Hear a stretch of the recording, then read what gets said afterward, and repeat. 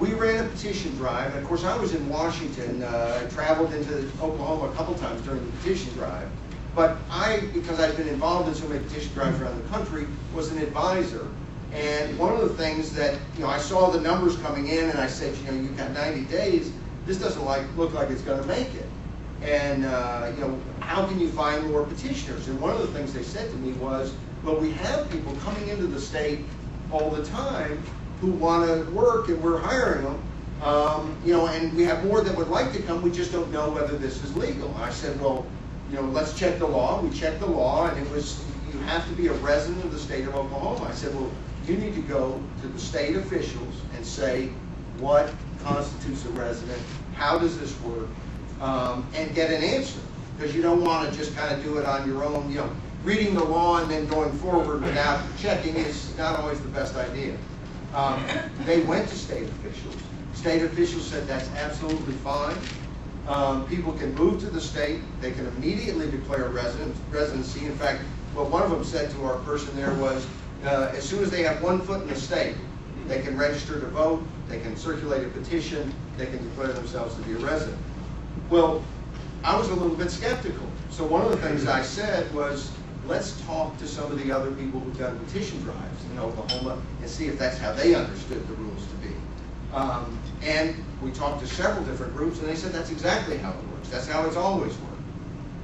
We finished the petition drive, and during this petition drive, we had hired blockers on the other side. They hired somewhere in excess of 100 people to travel around Oklahoma City and Tulsa, finding petitioners and yelling at them, spilling Coke on their petition, screaming at signers. When someone would come up and start to sign, they would slap a "don't sign" flyer on top of the petition. We had a ton of trouble, and yet we were able to get enough people out there working to get over 300,000 signatures on the petition. Yay!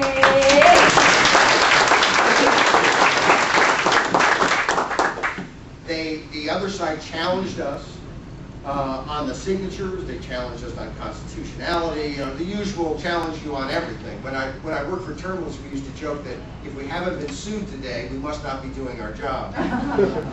But the Supreme Court came back and said that to be a resident in the state of Oklahoma, you have to have the intention to reside permanently in the state of Oklahoma. And so they struck down those signatures. Now, if you think about it for a second, I thought that was a bad decision because, I've lived in Virginia for, I think, 19 years now. But I have no intent to reside there permanently. I work, or I decide to retire, I could very likely go somewhere else. And you have people who come to schools, certain places, who register to vote. They live there for 4 years or 6 years. Yeah. You could be reassigned by your job for 3 years. I mean, it's not like you're not going to vote during those 3 years.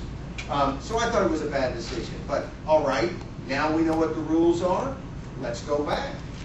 And I think that's what the Attorney General and the powers that be in Oklahoma feared. Because the Attorney General then decided to indict 3 of us. Myself, Susan Johnson, who was the head of the petition company, and a petition company that does a lot of conservative measures, and Rick Carpenter, who was the head of the effort in Oklahoma. I think the reason they went after Rick is because they figured he'd be the guy who would start the next petition. They went after Susan because they'd love to get that company out of business. And they went after me because I've been involved with people at the national level on term limits, which they still remember, and these types of tax measures. And they realized these were folks who had built a certain degree of funding for these measures around the country, and they like to go after the funding. So we were indicted. They actually put us in handcuffs and handcuffed us together to lead us out of the courtroom. And they wanted their pound of flesh, and they wanted to scare the devil out of us, and to scare anyone else in Oklahoma who thought about doing something like this. On the face, my attorneys from the get-go said, I just don't see where they have any case. One, I wasn't the person who was on the ground making the decisions. 2, the people who were on the ground making the decisions had gone to state officials and said, is this okay? And we're told, yes, it is. that hardly is an intent to defraud. The charge was conspiracy to defraud the state of Oklahoma. And it carried a 10-year prison term and a $25,000 fine.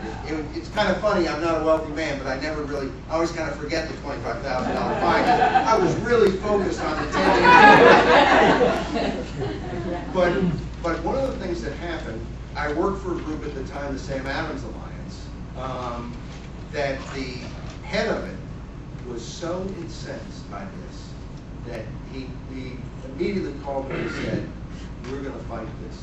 You have to decide what you want to do personally, but we are going to fight this in every way we can."